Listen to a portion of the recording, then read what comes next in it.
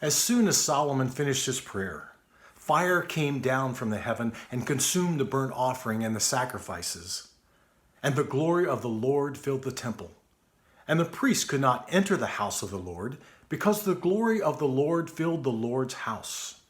When all the people of Israel saw the fire come down and the glory of the Lord on the temple, they bowed down with their faces to the ground on the pavement and worshipped and gave thanks to the Lord, saying, "For he is good, for his steadfast love endures forever."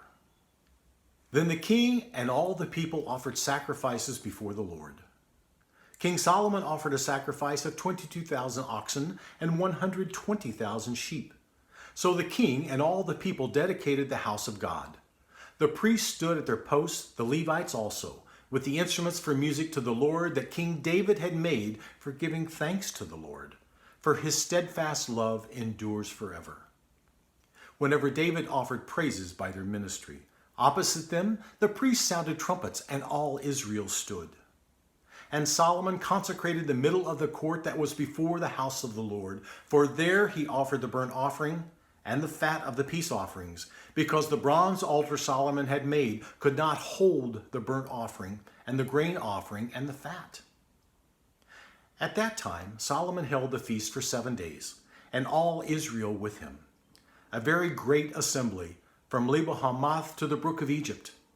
And on the 8th day they held a solemn assembly, for they had kept the dedication of the altar 7 days, and the feast 7 days.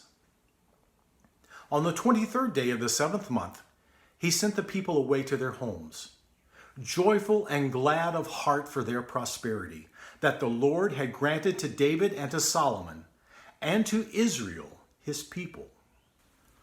Thus Solomon finished the house of the Lord and the king's house. All that Solomon had planned to do in the house of the Lord and in his own house, he successfully accomplished. Then the Lord appeared to Solomon in the night and said to him, "I have heard your prayer and have chosen this place for myself as a house of sacrifice. When I shut up the heavens so that there is no rain, or command the locusts to devour the land, or send pestilence among my people, if my people who are called by my name humble themselves and pray and seek my face and turn from their wicked ways, then I will hear from heaven and will forgive their sin and heal their land. Now my eyes will be open and my ears attentive to the prayer that is made in this place. For now I have chosen and consecrated this house, that my name may be there forever. My eyes and my heart will be there for all time.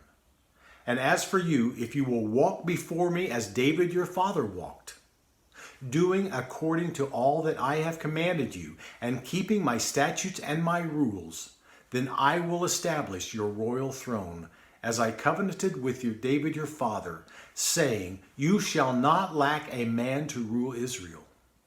But if you turn aside and forsake my statutes and my commandments that I have set before you, and go and serve other gods and worship them, then I will pluck you up from my land that I have given you. And this house that I have consecrated for my name, I will cast out of my sight, and I will make it a proverb and a byword among all peoples. And at this house, which was exalted, everyone passing by will be astonished and say, why has the Lord done thus to this land and to this house? And they will say, because they abandoned the Lord, the God of their fathers, who brought them out of the land of Egypt, and laid hold on other gods and worshiped them and served them. Therefore, he has brought all this disaster on them.